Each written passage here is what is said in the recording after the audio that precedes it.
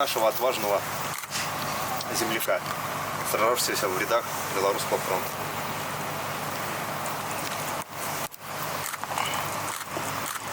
Вся история, которая сегодня объединила самых разных людей, началась этим летом с приезда жительницы Калининграда Раисы Оржак в Туву. Среди дорогих ее сердцу людей был и участник Великой Отечественной Матвей Евдокимович Теплов. Так получилось, что 40 лет назад он очень помог ей, приютил на 2 месяца и даже ни копейки не взял. Доброй души человек, рассказывала женщина. Приехав к нему на могилу, увидела, что там просто холмик. За помощью вместе с родственниками и близкими они обратились к активистам Общероссийского народного фронта республики. Они нас нашли, обратились.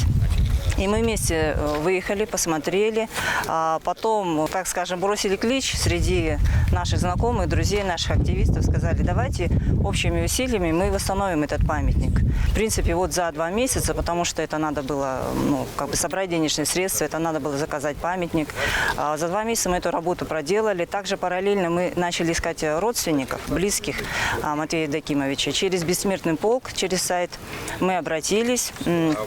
Коллеги из Томска вышли, пошли нам навстречу, дали личные данные, контакты, и мы связались с родственниками. Ветеран Великой Отечественной войны Матвей Теплов родился в Туве 10 сентября 1922 года. Его героический путь начался в октябре 1943-го, когда парнишку призвали из Тандынского Кажуна в ряды Красной армии. Жизнь пулеметчика, тем более пехотного подразделения, на войне коротка. Матвей Евдокимович, можно сказать, родился в рубашке. Домой он вернулся с тяжелым ранением. В 1985 году награжден орденом Отечественной войны 1-й степени. Фронтовик не жаловался на судьбу. Он продолжил трудовую деятельность слесарем, а затем преподавателем Кызылского транспортного техникума. Умер он в августе 1991 году и был похоронен на аллее славы Кызылского городского кладбища.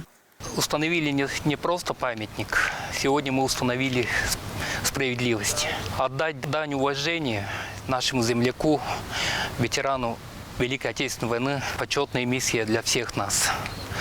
Отныне памятник будет под защитой. В следующем году будет 100 лет со дня рождения Матвея Евдокимовича. И есть надежда, что захоронение нашего ветерана посетят родные.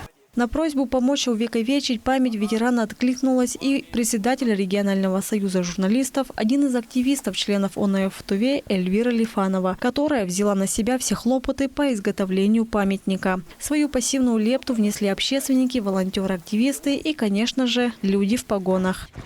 Росгвардия Тувы отдает дань уважения ветеранам Великой Отечественной войны, ушедшим на фронт из Тувинской Народной Республики. Сохранение памяти – наш долг. Поэтому наше ведомство, управление Росгвардии Республики Тува, считает важным взять под шефство памятник Матвею Евдокимовичу. Никто не забыт, ничто не забыто. Сами не раз побывавшие в зоне боевых действий, шефство над памятником фронтовика отныне взяли на себя сотрудники Росгвардии. Инна Клоян, Буян Мангуш, Ангар Оржак, Тува 24.